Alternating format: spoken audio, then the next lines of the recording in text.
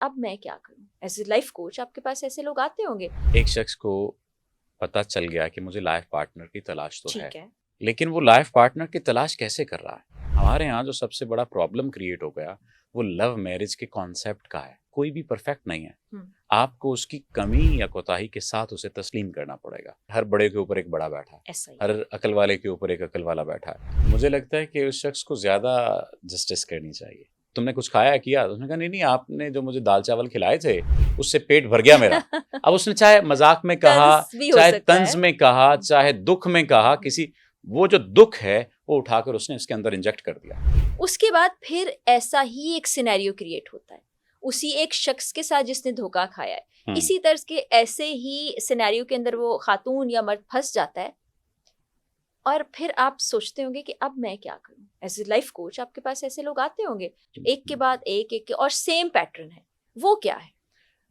Again वही बात है कि जब आपको अपनी ज़ात का पता नहीं होगा आप चाहते क्या हैं, आप खपते रहेंगे। ठीक। मसलन एक शख्स को पता चल गया कि मुझे लाइफ पार्टनर की तलाश तो ठीक है। लेकिन वो लाइफ पार्टनर की तलाश कैसे कर रहा है? हम्म, सोशल मीडिया के ज़रिए से कर रहा है, मुख्तलिफ ऐप्स के ज़रिए से कर रहा है, हकीकी मानों में उसने किसी को कहा है। हमारे यहाँ जो सबसे बड़ा प्रॉब्लम क्रिएट हो गया वो लव मैरिज के कॉन्सेप्ट का है कि मैं उससे शादी करूंगा या करूंगी जिसे मैं जानता हूँ। जानते तो आप कब्र तक नहीं है। हम्म, बंदा कब्र तक पहुंच जाएगा, आप उसे जान नहीं सकेंगे। तो ये तो बिल्कुल एक ऐसा कॉन्सेप्ट है जिसमें एक शख्स ये बात कहे या एक शख्स ये बात कर रहा हो कि मैं इसे जानता हूं तो शादी कर रहा हूं।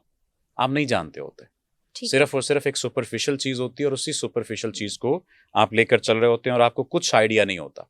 सो ये जो जानने की ख्वाहिश है ना, ये इंसान को एक रिलेशनशिप से दूसरे रिलेशनशिप से तीसरे और तीसरे से चौथे की तरफ लेकर जा रही होती है कि पहले मैं पता करूंगा ये क्या है। और इस दौरानिये में वो जब आप पर मुनकशिफ होता है, उसका पता चलता है, आप कहते हैं ये तो ठीक नहीं है, और फिर आप या उसको आपका पता चलता है, आप वो कहता है तुम ठीक नहीं हो, और रिलेशनशिप क्या हो जाता है?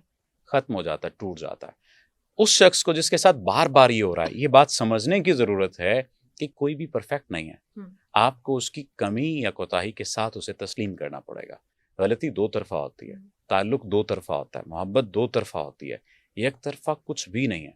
जो एक बात कही जाती है ना, ताली एक हाथ से नहीं बजती, बिल्कुल बहुत सादा सी मिसाल है लेकिन बड़ी परफेक्ट मिसाल है। ताल्लुक भी दो तरफा चल रहा होता है।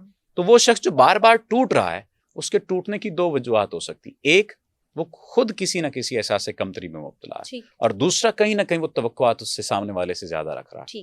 जो उसकी तवक्कुआत पर पूरा नहीं उतर रहा, उससे खुद पीछे हट रहा है, और जो उसके साथ चलने की उस अंदाज से कोशिश करता है और फिर नहीं चल पाता, या उसे इसके अंदर वो पोटेंशियल नजर नहीं आता, वो पीछे हट जाता है। यानी कि फिर उस शख्स को जो बार बार इसमें फंस रहा है और समझ रहा है खुद को विक्टिम, उसको सोचना और समझना चाहिए कि मैं कहाँ कहाँ गलत हूँ।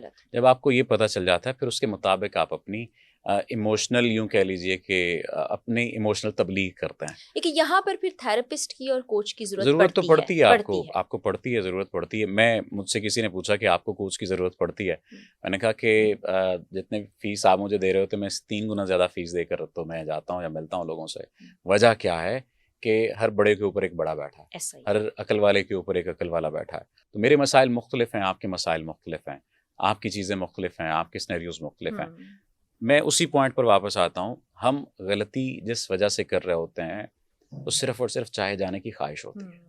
ये एट द एंड, यानी फ्रॉम वेरी, आप कह लीजिए बॉटम से ये सिलसिला चल रहा होता है, मगर बेस लाइन ये होती है, नीड ये होती है, उसके बाद फिर बाकी सारी चीजें इसके ऊपर तामीर होती हैं। मैं आपकी बात समझ भी रही हूँ और मुझे पॉइंट बहुत अच्छे से अंदाजा भी हो गया, लेकिन बड़ी फितरी सी ख्वाहिश है ना, कोई बच्चा हो, बुजुर्ग हो, किसी भी उम्र में जाके ये चाहे जाने की ख्वाहिश, या आपको कोई ख्याल रखे, ये ख्वाहिश तो जन्म लेती है।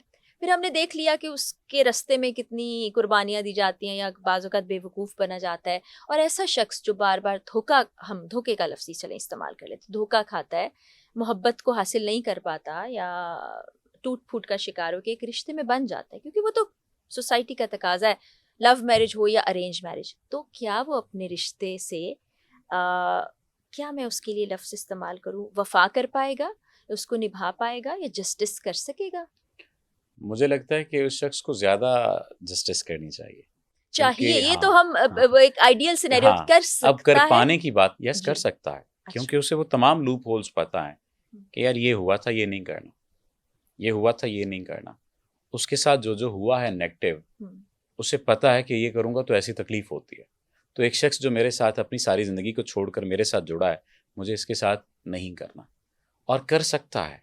और ये वही करेगा जो ज़र्फ़ वाला होगा, ये वही करेगा जो एतमाद वाला होगा, ये वही करेगा जो खुलूस वाला होगा, ये वही करेगा जिसके अंदर मोहब्बत होगी, जिसके ख़मीर के अंदर मोहब्बत होगी। वजह ये है कि अगर तो आपको दुख मिला है और आप दुख देते हैं, तो फिर आपके ख़मीर में कहीं ना कहीं को मसला है, ख़मीर में कहीं ना कोई नेगेटिविटी बैठी हुई है, फितरत में कहीं ना कोई नेगेटिविटी बैठी है। वरना बसूरत दीगर ऐसा पॉसिबल नहीं है कि आपको पता चले कि इस तरीके से तकलीफ़ होती है, आप दूसरों को उस तरीके से तकलीफ़ देने लग जाएं। ऐसा मुमकिन नहीं होता।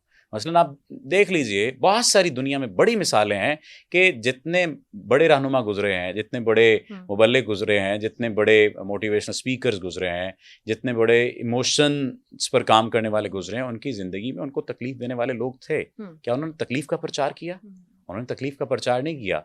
उन्होंने उसको जज्ब करके, उसको मोहब्बत बनाकर या प्यार बनाकर या खुलूस बनाकर प्रचार किया। तो कर सकता है और करना भी चाहिए। इससे उसकी अपनी ज़िंदगी में भी सुकून हो जाएगा और दूसरों की ज़िंदगी में भी सुकून हो जाएगा। और अगेन बात यहाँ पर यह है कि उससे वैसी तवक्को नहीं रखनी चाहिए जैसी तवक्को वो पहले रिश्तों से रखता रहा। क्योंकि हर एक मुख्तलिफ सी, ये इतनी बारीक बारीक बातें हैं कि मुश्किल होती बाज़ दफ़ा समझने में, लेकिन जिसको समझ आ जाती है उसके लिए आसानी हो जाती है।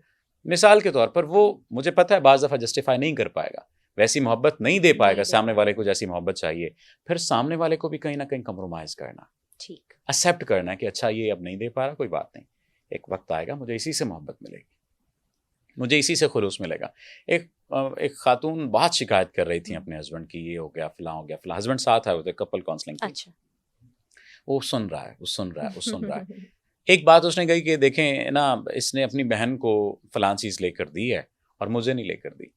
ये खातून ने कहा? खातून ने कहा, मैं इसकी बीवी हूँ, मैं इसके बच्चों को पालती हूँ, ये करती हूँ, वो करती हूँ। वो सुनता रहा।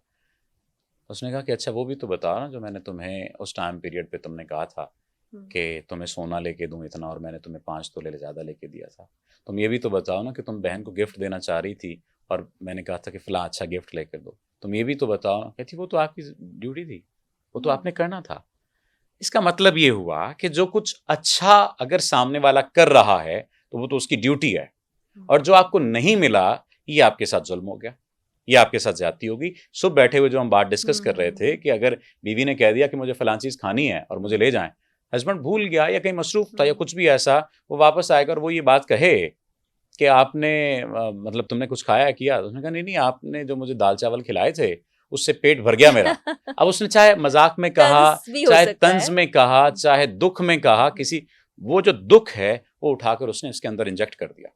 अब ये जो दुख उसने उठाकर इसके अंदर इंजेक्ट किया है, ये दुख अगर तो इसके अंदर ज़र्फ होगा तो इसको क्या करेगा, फूल बनाकर उसे पेश कर देगा, नहीं तो फटा शुरू हो जाएगा। तो ये दो तरफा मामला बनेगा, उसको भी समझना और इसे भी समझना। बीमार शख्स से आप कैसे तवक्को कर सकते हैं कि वो वैसे ही भागे और दौड़े जिस तरह से एक तंदुरुस्त भागता और दौड़ता है। तो जज्बाती बीमार भी तो होते हैं। तो जज्बाती बीमार से आप कैसे तवक्को कर सकते हैं कि वैसी ही वो एफिलिएशन दे, वैसा ही प्यार दे, वैसा ही खुलूस दे, जैसा खुलूस, जैसा वफा या जैसी प्यार की तवक्को आपको है। तो इसलिए कहीं ना कहीं आपको सींग फंसाने नहीं है, सींग अड़ाने नहीं है, बस साथ साथ चलना है आपको। कभी आगे एक कदम हो जाएंगे, कभी पीछे हो जाएंगे, और यही जिंदगी का हुस्न है। क्योंकि ये तमाम तर दुनिया इनफरादियत पर चल रही है और इख्तिलाफ राय और इख्तिलाफ अमल पर कायम है। मतलब मेरा अमल आपका अमल हो नहीं सकता। अब दोनों अगर बोलने लग जाएं बैक वक्त तो क्या बात चलेगी? पॉडकास्ट खराब हो जाएगा। एक सवाल करेगा, दूसरा बात करेगा, मैं सवाल करूंगा, आप बात करेंगे। तो ये सिलसिला जुड़त के साथ है। और दो बल्कि एक ही लफ्ज में मैं तो समझता हूँ इस बात को, एक्सेप्टेंस आपके रिलेशनशिप को ठीक करती है। और मुझे जिस बंदे के बारे में या जिसकी मिसाल आपने दी है कि जो इतना टूटा हुआ है, वो कभी ठीक हो पाएगा या ख्याल कर पाएगा? अगर वो एक्सेप्ट कर लेगा कि हाँ मेरे साथ ये हुआ, ठीक है कोई बात नहीं, मैंने अब ये करना है और आगे बढ़ना है, एक्सेप्ट कर लेगा और पॉजिटिवली उसके अंदर एक्सेप्टेंस आएगी, यकीन करें उसकी जिंदगी खुद भी अच्छी हो जाएगी, अगले की भी अच्छी हो जाएगी। मोहब्बत बहुत सारी चीजों का इलाज हो सकता है।